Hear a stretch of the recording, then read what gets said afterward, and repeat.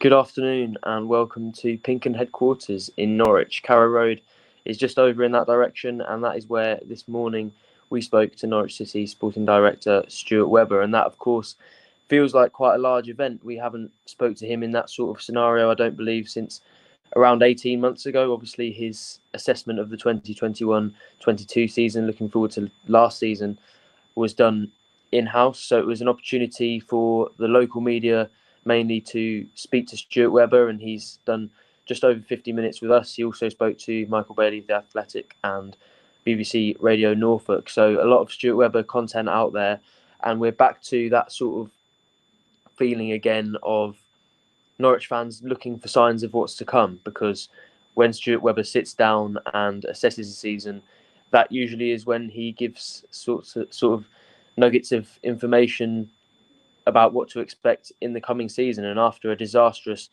2022-23, Norwich fans were really looking forward to finding out what he had to say. So I'm just going to give a little bit of reaction to what Webber said.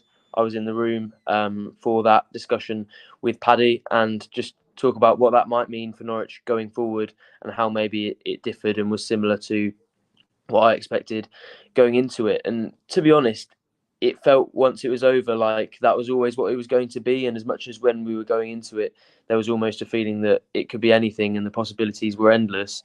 I think the general demeanour of Webber and the way that he set himself up for that interview was probably about as much as anyone would have predicted. It was sort of classic Stuart Webber, to be honest. It didn't feel so much like a man who had been downtrodden by 2 seasons of abject failure in the Premier League, and then obviously finishing mid-table this season when Norwich City had targeted promotion. He seemed like somebody who was light-hearted and willing to discuss issues at length. Obviously was happy to answer any question, and that's probably a caveat that we need to add, that there was no question we submitted beforehand or anything like that.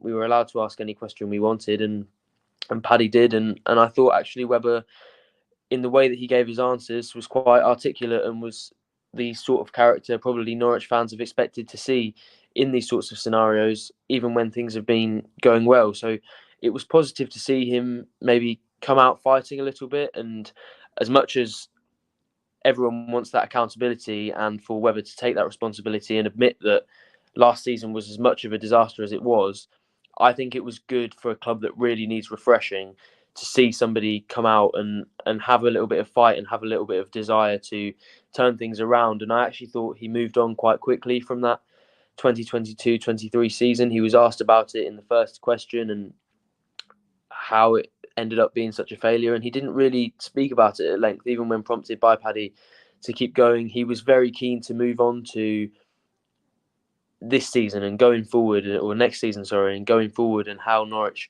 can affect things, how he can affect things, and how the club can change for the better. And I think that was actually what everyone wanted to see, really. So he quite quickly moved on to the culture of the club and the feeling around it at the moment, and fans and players and transfers.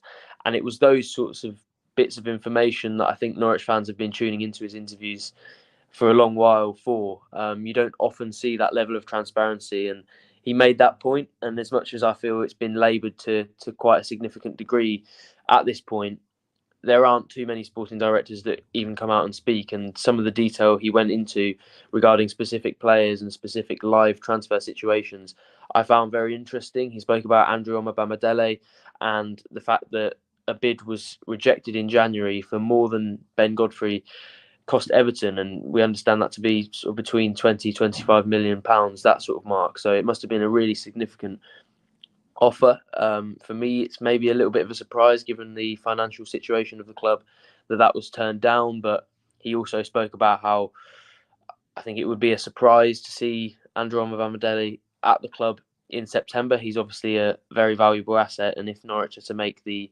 number of significant changes they would like to this summer, and the number of significant changes Webber and David Wagner have spoken about so far, they are going to need to start to shift some of those more valuable assets. So I think Omobamidele, from that interview, we can say is quite likely to exit, as is Max Aarons, who Webber was maybe the most transparent about. He pretty much said, yeah, probably Aarons was ready to leave the club a couple of years ago, but because of COVID and because of other reasons, he wasn't able to do that. But Webber fully recognised that now was the time to move on, and he basically just said he hopes he can find him a good club this summer. So those reports that Omobamidele and Aarons were going to fund that rebuild do seem to be correct, and Webber did seem to be quite open about that. He also spoke about the level of interest in Gabriel Sara. Obviously, earlier in the season, we reported that Torino were interested in his services, and then later on it emerged that Atletico Madrid, RB Leipzig and West Ham United were all clubs interested in him. So he clearly is a player that's generating a lot of interest. That was a point that Stuart Webber made. And while we're on the theme of transfers, he spoke about Ashley Barnes. He said that this is a side that's lacked experience, that's struggled for maybe, I don't know if he used these exact words, but it felt like he was hinting at the mentality issues and the maybe lack of diversity in the squad from that point of view. There's a lot of young players, and he referenced quite how many young players there was. There was a point I wondered when he was going to stop listing players as young players.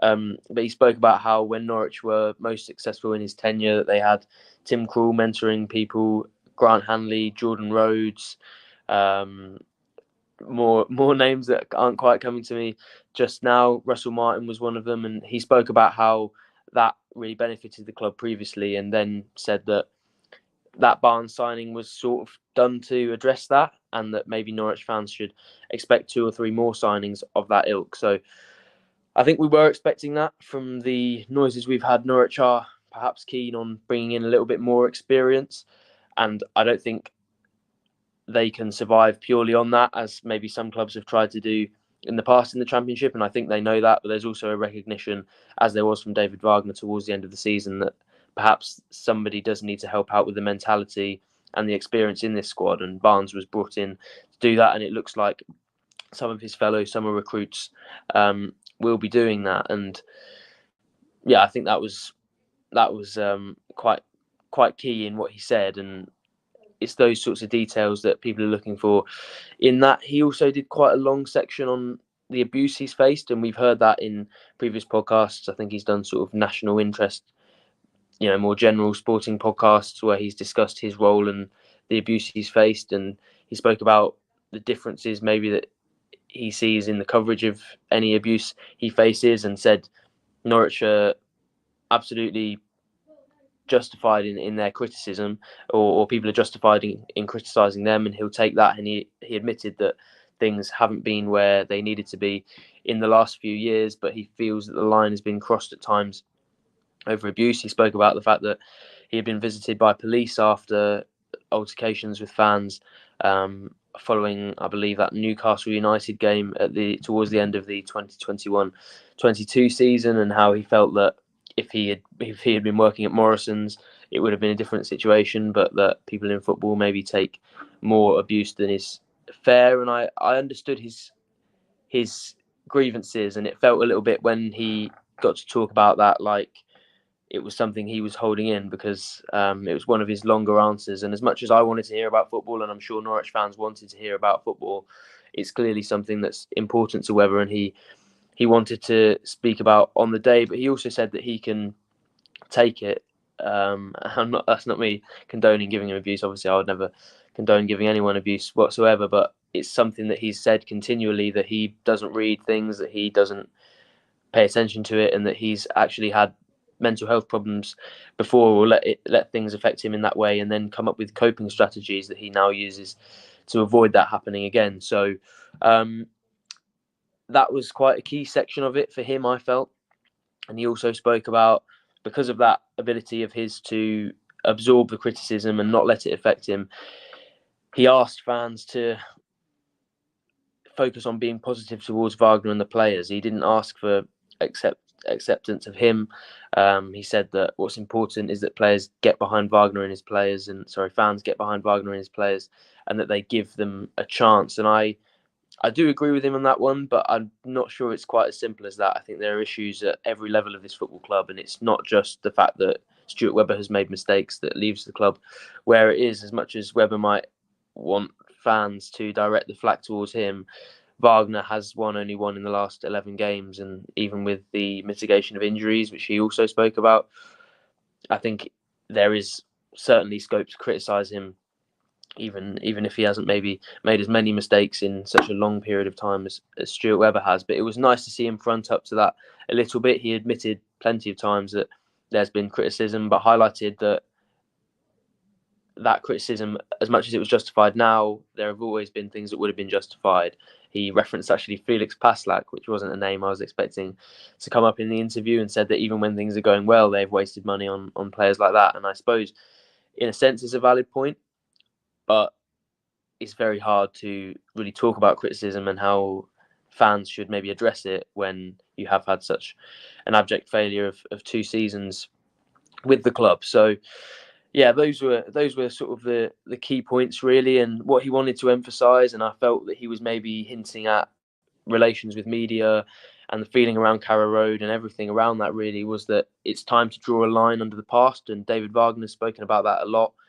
It's probably easier for him to do because he isn't so attached to the mistakes that happened. But Webber did make a point of saying, that's done, park it and move on to next season. And I absolutely understand the criticism, but I think Norwich fans will actually really want to do that because, after all, as common and probably semi-enjoyable as it is to be a miserable football fan, what we all want is to see this club being successful. And there's so much work for Webber to do. And that's probably a key point, actually, as we assess this interview, that whatever he said wasn't going to really be enough. And to be honest, that's his own fault and the fault of his colleagues who have made the decisions that leave the club where it is. But there was nothing he was going to say that was going to bring everyone back on board. The only way Norwich can do that now is by producing results, by getting back to a style of play that is attractive and that fans know what it is, and they need to find results, because at this level it's not really good enough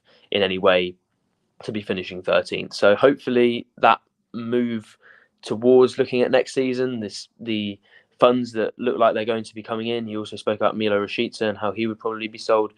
Hopefully that means there's going to be a lot of change at Norwich City, and that change is going to be positive. If you want to watch the whole interview, that's on this YouTube channel now. All the audio is in all the usual places as well, and we'll have written content across Pinkham.com and the Pinkham Plus app. And I would encourage you very much to subscribe to Pinkham Plus at this point if you haven't already, because it's going to be a very busy summer. There's going to be a lot of analysis, insight, a lot of information that you don't want to miss out on. So I'd encourage you to subscribe. It's only $1.99 for the first 2 months, so you don't lose too much if you don't enjoy it. And then after that, it's only $2.99 per month, which I think is a pretty good deal when you consider how much business there's likely to be at Carrow Road and how much coverage of that there's going to be. So get yourself over to Pinkham Plus. Keep it locked to all the Pinkham channels. Thank you very much for joining me, and I will see you soon.